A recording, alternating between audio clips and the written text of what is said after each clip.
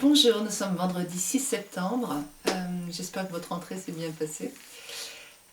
Alors, aujourd'hui, je voudrais vous parler des blessures de l'être, blessures dont parle Lise Bourbeau, les 5 blessures qui empêchent d'être soi-même, comme le titre de son livre. La blessure de trahison, la blessure de rejet, la blessure d'abandon, d'humiliation et d'injustice. Alors, je vais essayer d'être synthétique parce que j'ai fait une première vidéo assez longue et en même temps c'est difficile, ça parle de beaucoup de choses. La notion de blessure, c'est-à-dire que nous avons, selon Lise Bourbeau, que j'admire beaucoup et que j'ai beaucoup lu, selon Lise Bourbeau, nous avons tous à l'intérieur de nous, en plus ou moins grande importance, ces blessures, c'est-à-dire que nous avons tous souffert de façon traumatique de trahison, de rejet, d'abandon, d'humiliation et d'injustice à un moment donné de notre vie. Certains ont des blessures qui sont plus importantes, ce que j'appellerais moi des déclencheurs, c'est-à-dire que par exemple, il suffit que je revive une petite injustice pour que ça déclenche en moi des sensations, des émotions très importantes. Ok. Ce qui est important de comprendre, c'est que pourquoi nous avons tous ces blessures à des degrés moindres, mais pourquoi nous les avons tous? Nous les avons tous parce que nous avons tous reçu le conditionnement, le même conditionnement qui crée ces blessures. Ce conditionnement, il nous apprend qu'il y a une façon de faire, une bonne, une mauvaise. J'en ai déjà parlé moult fois de tout ça. Une bonne façon de faire, une mauvaise façon de faire. Dans les bonnes façons de faire, donc nous avons, je vais peut-être vous l'expliquer comme ça, nous avons un chemin qui mène à gauche vers le mal et un chemin qui mène à droite vers le bien. Dans notre tête, hein, pas dans la réalité, dans notre tête, nous avons la bonne façon de faire. Un chemin pavé de fleurs sur lequel au bout nous recevons de l'amour et un chemin pavé d'enfer sur lequel nous recevons de la souffrance. Bon. Trahison, rejet, abandon, humiliation, injustice. Remarquez que ce sont des sentiments. Ce n'est pas quelque chose qu'on touche. On ne peut pas toucher un abandon, on ne peut pas toucher une injustice, ça n'a pas une couleur, ça n'a pas un poids. Ce sont des concepts mentaux, des sentiments. Ça veut dire quoi? Ça veut dire que dans ma tête, je vais choisir l'étiquette abandon, l'étiquette injustice, l'étiquette trahison pour quelque chose qui est en face de moi. Formulé autrement, ça veut dire que par rapport à une situation qui se présenterait sous forme d'un cube, je vais tourner autour jusqu'à trouver la face sur laquelle est marqué par exemple injustice. Et là, ça me pose un problème. Je génère des émotions négatives qui nourrissent ma charge négative, ce que j'appelle mon gueux, et qui amplifient mon mal-être. Ok? Bon. Nous avons reçu le conditionnement qui nous fait croire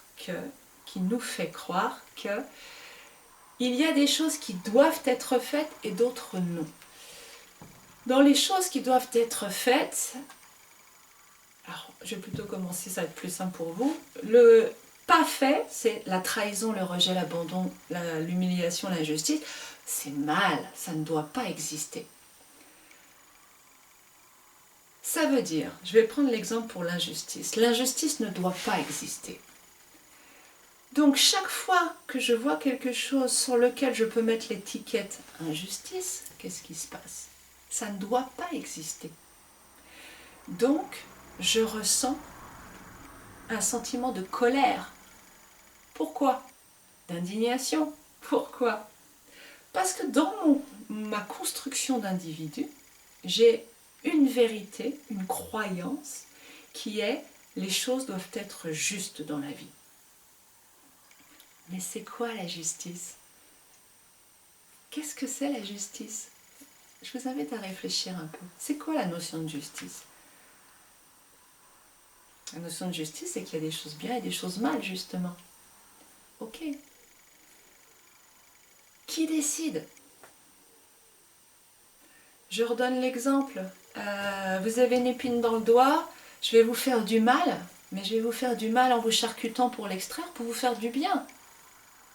Alors c'est bien, c'est mal. Quand je vole du pain, c'est mal. Quand je vole du pain pour nourrir mes enfants parce qu'ils n'ont rien à manger, c'est bien ou c'est mal?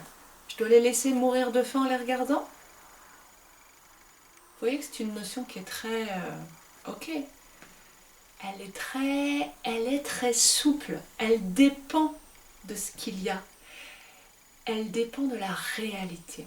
Or, nous sommes conditionnés sur des lois rigides qui nous éloignent de la réalité, qui nous mettent face à des face à des cases, face à des petits A, petits B, c'est-à-dire un système typiquement informatique qui ne s'adapte pas, vous l'avez remarqué, aux choses. Si vous voulez ça, tapez 1, si vous voulez ça, tapez 2. Mais moi, c'est ni ça, c'est autre chose, j'ai besoin de renseignements, je ne suis pas sûre d'être capable de formuler. C'est souple la vie. On n'est pas dans des cases. Mais notre conditionnement nous met là-dedans. Et ça, c'est notre première souffrance. Quand on retire un de mes fondements, la justice est un de nos fondements. Les choses, nous avons besoin que les choses soient justes. Pourquoi? Parce qu'on nous l'a juste fait croire que ça devait être juste, c'est-à-dire que ça allait fonctionner tout le temps comme ça, qu'il y avait une vérité. Si je suis gentil, je vais être récompensé. Vérité, c'est juste. Je donne, je reçois, c'est juste. Oui, mais dans la réalité, ça ne marche pas comme ça. La réalité, ça vous arrive plein de fois de donner et de ne pas recevoir. De donner du positif et de recevoir du négatif. D'être gentil ou gentil et que quelqu'un vous râle dessus parce qu'il est de mauvais poil ce jour-là. Ça, c'est la réalité. Qu'est-ce qui pose problème? Ce qui pose problème, c'est le fait que quand vous êtes confronté à la réalité, avec votre croyance rigide de les choses doivent être justes, pam, il y a choc. Il y a choc, et là, il y a un de mes fondements qui se met à vaciller. On est dans du conditionnement. J'ai un fondement. J'ai pas mis le chrono, quel dommage. J'ai un de mes fondements qui vacille. Qu'est-ce qui se passe dans ma sécurité intérieure quand un de mes fondements vacille? C'est terrible. Je me sens en insécurité. La peur croît d'un coup. Qu'est-ce que c'est la peur? C'est ce qui est à l'origine de ma charge négative, de ce que j'appelle mon gueux. Hein, la charge négative qui vient des mémoires intergénérationnelles que j'ai reçues à ma naissance et aussi qui provient de toutes les émotions négatives que j'ai pu émettre, engranger depuis que je suis née. Pour faire simple. Donc, ce vacillement de ma croyance fait naître de la peur. De la peur, tout de suite, réaction de défense, vient la colère, l'indignation. Vous voyez comment ça fonctionne? Ça vous parle, j'imagine, parce que vous avez dû ressentir, face à des choses injustes, de la colère. Mais derrière la colère, c'est de la peur. Je prends un exemple. Je prends un exemple, bon ok, je tiens la porte à quelqu'un avec un grand sourire et la personne ne me remercie pas, ne me regarde pas, passe. Ok, bon, ça me met en colère. Oh, quand même, c'est quoi? C'est quoi mon problème? Mon problème, c'est que j'ai pas reçu en retour. Donc ma croyance qui est je donne, je dois recevoir, et bien là elle se retrouve confrontée, bim, à la réalité. Ça marche pas comme ça. Ça marche des fois, ça marche pas des fois. C'est-à-dire que la réalité n'est pas rigide comme une loi, mais elle est souple. Et si moi je suis dans cette rigidité intérieure de cette vérité qui n'existe pas, hein, je vous le rappelle, première vidéo, il n'y a pas de vérité dans la vie. Moi j'ai cette vérité, cette colonne de fer, là, cette tige en fer à laquelle je m'accroche, c'est comme ça que le monde fonctionne. Et bien dès que c'est pas comme ça, c'est l'enfer pour moi.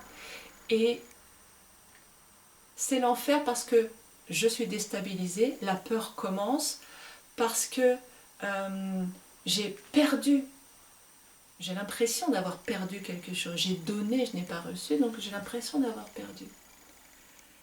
Tout ça parce que dans ma tête, j'ai une croyance. Et c'est ça qui me fait souffrir. Si vous arrêtez de croire que la personne doit vous rendre, si vous arrêtez de croire que quand vous donnez, vous devez recevoir, est-ce que vous allez lui tenir la porte à cette personne? Peut-être, oui. Peut-être que je vais lui tenir la porte parce que ça me fait plaisir de tenir la porte. Mais je n'attends plus rien en retour. Et quand j'arrête d'attendre en retour, on ne me rend rien. Est-ce qu'il y a un problème? Non. Il y a justice ou injustice là? Ben là, on a envie de faire ça parce que la question ne se pose pas. La question ne se pose pas parce que je n'ai pas la croyance. Donc le problème n'est pas la réalité. Le problème est la croyance que les choses doivent être justes. Mais qui est-ce qui a sorti ça, que les choses devaient être justes, si je remplace juste par comme ça? Est-ce que vous commencez à prendre du recul? Les choses doivent être comme ça dans la vie. Les choses, elles ne sont pas comme ça dans la vie, elles sont comme ça dépend des moments, ça dépend des fois. On ne peut pas dire que les choses fonctionnent comme ça. Parce que je l'ai décidé, ou mes parents qui m'ont dit que c'était comme ça, ou les grands-parents, ou la société, vous voyez? Et donc la souffrance, comme d'habitude, provient d'une étiquette mentale. Ce qui est intéressant pour vous, c'est de comprendre que quand vous avez un grand sentiment d'injustice, ça veut dire, et une grande émotion négative, bien sûr, ça veut dire que vous avez une grande croyance à l'intérieur de vous. Qu'au lieu d'avoir une barre de fer à l'intérieur de vous, vous avez une colonne de fer qui prend toute la place et qui vous empêche de voir que dans la réalité, c'est pas comme ça. Donc, c'est super d'avoir des grands sentiments d'injustice. À partir du moment où vous utilisez ce ressenti pour le dépasser, pour vous déconditionner. Et se déconditionner, vous avez quelques vidéos qui commencent à en parler. Vous avez évidemment la possibilité de prendre rendez-vous pour un coaching, pour aller dans ce travail de déconditionnement. Pourquoi nous avons donc ces 5 blessures pour conclure? Nous avons ces 5 blessures parce que nous sommes conditionnés à croire que on ne doit pas être trahi, on ne doit pas être abandonné, on ne doit pas être humilié, on ne doit pas être rejeté. Ok, je vous ai parlé de l'injustice aujourd'hui, mais le même fonctionnement s'applique aux 4 autres blessures.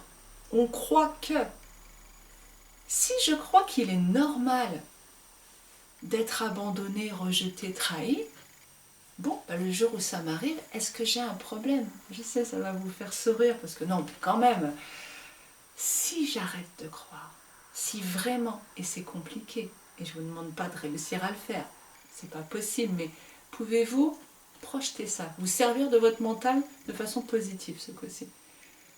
Imaginons que, ok, c'est normal que je sois rejetée. Je suis rejetée. C'est normal. Est-ce que je souffre? Quand les choses me paraissent normales, est-ce que je souffre?